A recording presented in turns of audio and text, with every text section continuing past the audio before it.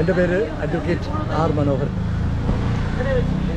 ഞാനൊരു ധർമ്മസമര യാത്രയ്ക്ക് ഒരുങ്ങുകയാണ്. കാസർഗോഡ് തലപ്പാടിയിൽ നിന്നും ഈ ഓഗസ്റ്റ് 15-ന് എൻ്റെ പദയാത്ര ആരംഭിക്കും. എല്ലാ ജില്ലാ കേന്ദ്രങ്ങൾ വഴിയും സഞ്ചരിച്ച് പാറശാലയെത്തി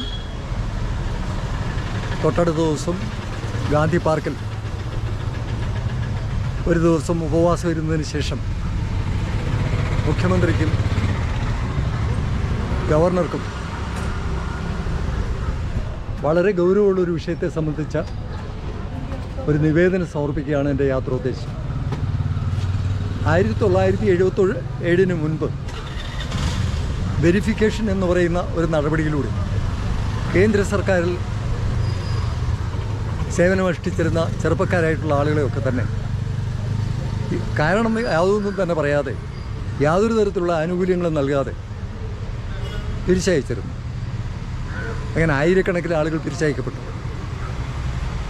ധാരാളം ആളുകൾ ആത്മഹത്യ ചെയ്തു. പലരും തെരുവിലലഞ്ഞു. പലരും മാനസിക രോഗികളായി. കുടുംബത്തോടുകൂടി ഒപ്പം ആത്മഹത്യ ചെയ്ത ആളുകളുമുണ്ട്. ഏറ്റവും കൂടുതൽ ഈ ദുരിതം അനുഭവിച്ചത് സേനാ വിഭാഗങ്ങളിൽ ജോലി സ്വീകരിച്ചിട്ടുള്ള ചെറുപ്പക്കാരാണ്. യാതൊരു കാരണവും കാണിക്കാതെ റൂൾ നമ്പർ ഈ add services no longer required എന്നെഴുതി കാണിച്ചിട്ട് ഡിസ്ചാർജ് സർട്ടിഫിക്കറ്റ് നൽകി പറഞ്ഞു വിടുകയായിരുന്നു അവരെ ബഹുഭൂരിപക്ഷത്തിന്. ഇൻകം ടാക്സിൽ നിന്ന് എന്നെ പിരിച്ചയച്ചത് റൂൾ നമ്പർ 51 ഉപയോഗിച്ചിട്ട്, ടെമ്പററി സർവീസ് റൂൾസ് ഉപയോഗിച്ചിട്ട് പിരിച്ചയക്കുകയാണ്.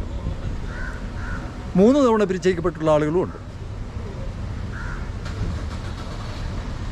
ഇവരുടെ ആരുടെയും തന്നെ പരാതികൾ പിൽക്കാലത്ത് ഒരു സർക്കാരും കേട്ടിട്ടില്ല. ഒരു സർക്കാരും ഇത് ഏറ്റെടുക്കാനും തയ്യാറായിട്ടില്ല. എല്ലാ രാഷ്ട്രീയ പാർട്ടികളെയും ഈ കാര്യത്തിൽ ഞങ്ങളൊക്കെ തന്നെ സമീപിച്ചിട്ടുണ്ട്.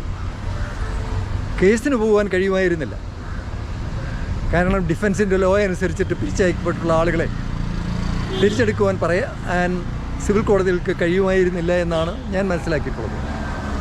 ഒരു പബ്ലിക് ഇൻട്രസ്റ്റ് ലിറ്റിഗേഷൻ കൊടുക്കാൻ പോലും സാധിച്ചിരുന്നില്ല. റിട്ട് ഫയൽ ചെയ്യാനും കഴിഞ്ഞിരുന്നില്ല.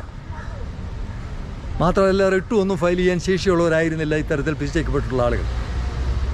വളരെ തുച്ഛമായിട്ടുള്ള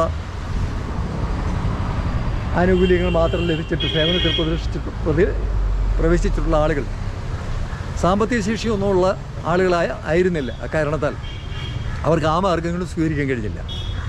എന്തുകൊണ്ടും ഇടതുപക്ഷ പ്രസ്ഥാനങ്ങളും ഇക്കാര്യത്തിൽ വേണ്ടത്ര ഗൗരവം നൽകിയില്ല. അവർ ഈ ഇഷ്യൂ ഏറ്റെടുത്തില്ല. എല്ലാ മുഖ്യമന്ത്രിമാർക്കും മാറി മാറി വന്ന പ്രധാനമന്ത്രിമാർക്കും പ്രസിഡൻറ്റും ഒക്കെ തന്നെ എല്ലാവരും പരാതി അയച്ചിരുന്നു. ഞാനും പരാതി അയച്ചിരുന്നു. പരാതി കിട്ടി എന്നുള്ള അറിയിപ്പൊഴിച്ചു കഴിഞ്ഞാൽ മറ്റ് യാതൊരു തരത്തിലുള്ള മറുപടിയും അവിടങ്ങളിൽ എവിടെ നിന്നും ഉണ്ടായിട്ടില്ല. പാർലമെൻറ്റിൽ ഈ കാര്യം ഉന്നയിക്കാനും അവർ തയ്യാറായില്ല. ആകെ ഉണ്ടായത് CPIM-ൻ്റെ ജനറൽ സെക്രട്ടറി ആയിട്ടുള്ള സീതാറാം യെച്ചൂരി രാജ്യസഭയിൽ ഈ കാര്യം ഉന്നയിച്ചു എന്നുള്ളത് മാത്രമാണ്. മാധ്യമങ്ങളിൽ 24 ന്യൂസ് ചാനൽ 2021 ഓഗസ്റ്റ് 15-ന് ശ്രീ ശ്രീകണ്ഠൻ നായർ ഇക്കാര്യം പ്രക്ഷേപണം ചെയ്തിരുന്നു. എൻ്റെ ഭാര്യയുടെ ചികിത്സയുമായിട്ട് ബന്ധപ്പെട്ടിട്ട് കഴിഞ്ഞ 20 വർഷക്കാലം ഇതിനെതിരായിട്ടുള്ള യാതൊന്നും ചെയ്യാൻ എനിക്ക് കഴിഞ്ഞിരുന്നില്ല. ഇപ്പോൾ മാത്രമേ ഇത് കഴിഞ്ഞാൽ കഴിയത്തില്ല എന്നുള്ള തോന്നലുകൊണ്ട് എനിക്ക് ഇറങ്ങിത്തിരിക്കാൻ കഴിഞ്ഞിട്ടുള്ളൂ. അതുകൊണ്ടാണ് ഞാൻ ഈ ധർമ്മസമര യാത്രയ്ക്ക് ഒരുങ്ങുന്നത്.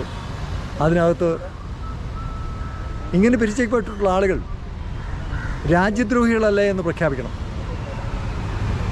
അവർക്കും അവരുടെ ആശ്രിതർക്കും ചികിത്സാ സൗജന്യങ്ങളും മറ്റേതെങ്കിലും തരത്തിലുള്ള സൗജന്യങ്ങളും കൊടുക്കാൻ കഴിയുമെങ്കിൽ അത് കൊടുക്കണം. ഒരു മിനിമം പെൻഷൻ എവർക്കോ ജീവിച്ചിരിക്കുന്നവർക്കോ അവരുടെ ആശ്രിതർക്കോ കൊടുക്കണം. ഒരു ചെറിയ കോമ്പൻസേഷൻ, ഒരു ടോക്കൺ കോമ്പൻസേഷൻ എങ്കിലും ഇത്തരത്തിലുള്ള ആളുകൾക്ക് കൊടുക്കണം. ഇത്രയേ ഉള്ളൂ വളരെ മിനിമമായിട്ടുള്ള ഡിമാൻഡ്. അതിൽ ഏറ്റവും പ്രധാനമായിട്ടുള്ള ഡിമാൻഡ് രാജ്യദ്രോഹികളല്ല എന്ന് പ്രഖ്യാപിക്കുക എന്നുള്ളതാണ്. ജീവിക്കാനുള്ള അവകാശത്തിൻ്റെ നിഷേധമാണ് യഥാർത്ഥത്തിൽ നടന്നത്. ആർട്ടിക്കിൾ 21 അനുസരിച്ചിട്ട് ഒരു മനുഷ്യന് രാജ്യത്ത് ജീവിക്കാനുള്ള അവകാശം ഉറപ്പു നൽകുന്നുണ്ട്. അതിൻ്റെ പരസ്യമായ ലംഘനമാണ് നടന്നത്. ഇതിനെതിരെ ശബ്ദിക്കാൻ യഥാർത്ഥത്തിൽ ആരും മുന്നോട്ട് വന്നിട്ടില്ല. ധാരാളം ആളുകൾ ഇത്തരത്തിൽ തിരിച്ചയക്കപ്പെട്ടിട്ടുള്ള ആളുകൾ മനുഷ്യാവകാശ പ്രവർത്തകരെയും സംഘടനകളെയും ഒക്കെ സമീപിച്ചിട്ടുണ്ടെങ്കിൽ പോലും ആരും കാതു കൊടുത്തിട്ടില്ല, കൈത്താങ്ങ് കൊടുത്തിട്ടില്ല, അവരാരും ഒപ്പം വന്നിട്ടില്ല. ഇപ്പം പിന്നെ ഒരൊറ്റയാൻ സമരം എന്നുള്ള തരത്തിൽ ഇങ്ങനെയൊന്ന് രേഖപ്പെടുത്തുക എന്നുള്ളത്, ഞാൻ രാജ്യദ്രോഹിയല്ല എന്ന് രേഖപ്പെടുത്തിയിട്ട് മരിക്കണം എന്നുള്ള ആഗ്രഹം കൊണ്ടാണ് 75-ാമത്തെ വയസ്സിൽ ഞാനിതിന് ഇറങ്ങി പുറപ്പെട്ടത്. ആ കാര്യത്തിൽ ജനങ്ങളുടെയും മാധ്യമങ്ങളുടെയും ജനാധിപത്യ പ്രവർത്തകരുടെയും തിരഞ്ഞെടുക്കപ്പെട്ട ആളുകളുടെയും ജനനേതാക്കളുടെയും ഒക്കെ തന്നെ പിന്തുണ ഉണ്ടാകണമെന്നും ഭരണാധികാരികൾ ഇക്കാര്യം അനുഭാവപൂർവ്വം ശ്രദ്ധിക്കുകയും ചെയ്യണമെന്നാണ് എൻ്റെ അപേക്ഷ.